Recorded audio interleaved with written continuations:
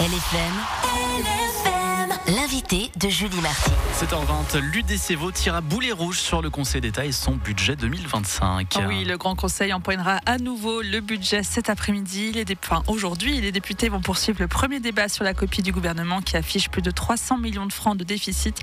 Pour en parler, nous accueillons Fabrice Moscani. Bonjour. Bonjour. Vous êtes député UDC. Votre sentiment sur ce premier débat qui a été entamé la semaine dernière ? C'est un débat qui est important et je voudrais vous corriger, c'est pas 300 millions mais 600 millions de déficit qu'on nous annonce, puisqu'en fait il y a près de 300 millions de dissolutions de réserves qui ont été faites dans le cadre de ce budget pour ramener du déficit de 600 millions à 300 millions. Donc on est à un déficit de plus de 1,5 milliard en fait dans ce cadre de ce budget, et donc c'est vraiment une décision, un budget très compliqué. Et votre sentiment sur ce premier débat ? Je crois que le débat était assez animé. Il y a une discussion politique qui s'est mise en place. Mais en tout cas, à l'UDC, à droite, ce qu'on constate, c'est que le canton de Vaud n'a pas un problème de revenus, puisqu'on est le canton le plus fiscalisé de Suisse. C'est un vrai enfer fiscal, si j'ose dire, en termes de revenus pour les personnes physiques. Par contre, on a un problème de charges. On a une explosion des charges. On est à 5,4% d'augmentation des charges en 2025.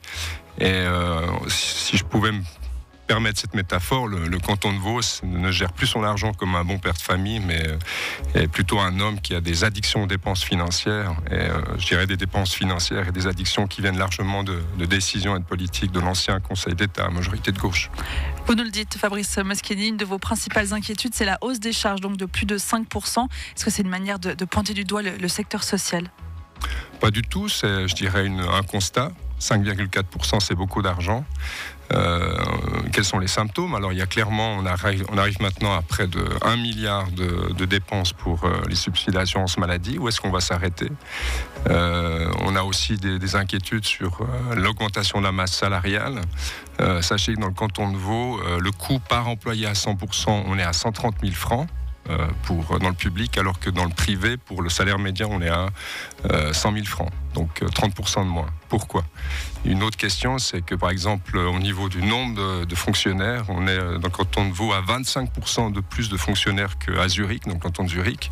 Question, pourquoi ? Donc on se pose vraiment des questions, on essaie vraiment de trouver des solutions. Quelqu'un a dit que la rigueur est une vertu et l'austérité est une faute. À l'UDC, on essaye d'être dans une logique de rigueur et ne pas de faire des fautes. Donc selon vous, il y a trop de fonctionnaires dans le canton de Vaud ? Je pense que les politiques du canton de Vaud ont été longtemps dans une logique de la gratuité ne coûte rien, alors qu'on sait que maintenant la gratuité, c'est en fait le contribuable qui paye. Le concept de gratuité n'existe pas. Un de vos amendements a été largement discuté et largement aussi balayé la semaine dernière. Il demandait une réduction de près de 50 millions de francs des subsides à l'assurance maladie pour les personnes défavorisées. Qu'est-ce qui motivait cet amendement ?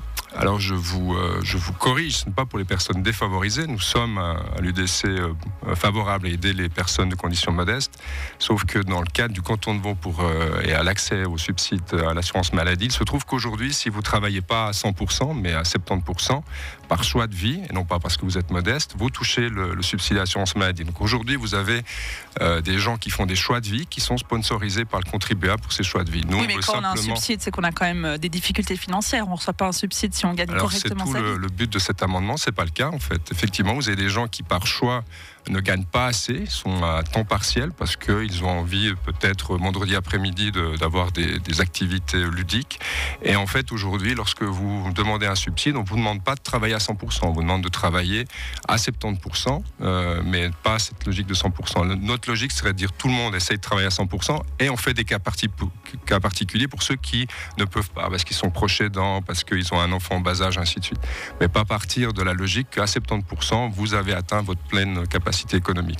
Je rappelle que la loi que l'on a votée, c'est on aide les gens de conditions modestes. Pour nous, à l'UDC, quelqu'un qui ne travaille pas à 100% par choix n'est pas de conditions modestes. Est-ce que vous allez revenir à la charge en deuxième débat sur cette question-là ?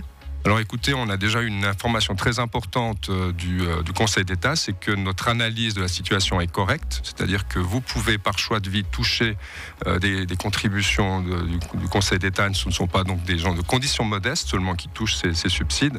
Maintenant, on est en train de décider, parce que c'est un sujet assez important, est-ce qu'on reviendra dans le cadre du débat ou pas. Donc la décision n'est pas encore faite. Fabrice Moscani, d'un autre côté, l'UDC a été presque seul à soutenir une baisse de l'impôt cantonal de 12%, comme demandé par l'initiative portée par les milieux économiques, rimant donc avec une baisse des recettes finalement. Alors on n'est pas seul du tout, on a 28 000 personnes qui ont signé cette initiative populaire, donc c'est vrai qu'au niveau du Parlement, une majorité des députés ont décidé de ne pas soutenir cette initiative, et j'en appelle au peuple, et donc on ira devant le peuple et le peuple décidera. Votre chef de groupe, Cédric Weissert, a averti la semaine dernière qu'il faudra travailler pour contenir la croissance des postes de fonctionnaires. Sur ce thème, vous allez d'ailleurs déposer un amendement concernant donc l'indexation des salaires des fonctionnaires. Il y a eu plusieurs manifestations hier des secteurs publics et parapublics. Vous souhaitez que les hauts salaires ne soient pas soumis à l'indexation. Pour vous, c'est une question de justice sociale. Pourquoi ? Lorsque vous gagnez plus de 100 000 francs, le coût du kilo de pain va être relativement négligeable, son augmentation en tout cas, par rapport à ceux qui gagnent 60 000 francs par année. Donc nous, on est dans une logique effectivement équitable, c'est-à-dire que les bas salaires sont indexés parce que l'inflation les touche beaucoup plus, mais les hauts salaires, plus de 100 000 francs, ne soient pas en fait indexés comme ça se fait dans les entreprises privées. Je rappelle quand même le coût moyen du salaire dans le canton de Vaud, c'est 130 000 francs par employé plein temps, ce qui est quand même une somme très conséquente. L'an dernier, l'UDC avait déjà tenté de faire passer cet amendement, mais sans succès. Vous pensez que vous aurez plus de chance cette année ? J'espère que les députés auront la réalité en face des yeux et se rendront compte qu'on ne peut plus continuer comme ça. Fabrice Moscani, vous êtes député UDC. Merci d'avoir été avec nous dans cette matinale et puis bonne suite de débat à vous. Merci beaucoup et bonne journée. 7h27, bienvenue sur LFM.